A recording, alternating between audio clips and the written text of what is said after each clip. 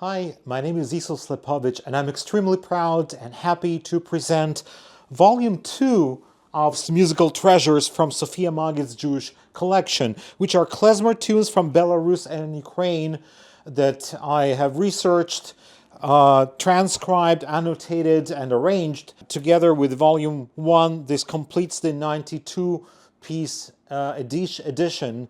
So I worked over 20 years ago in St. Petersburg's Pushkin House, and there they have the sound collection by Sofia Magid, the eminent Soviet Jewish ethnomusicologist.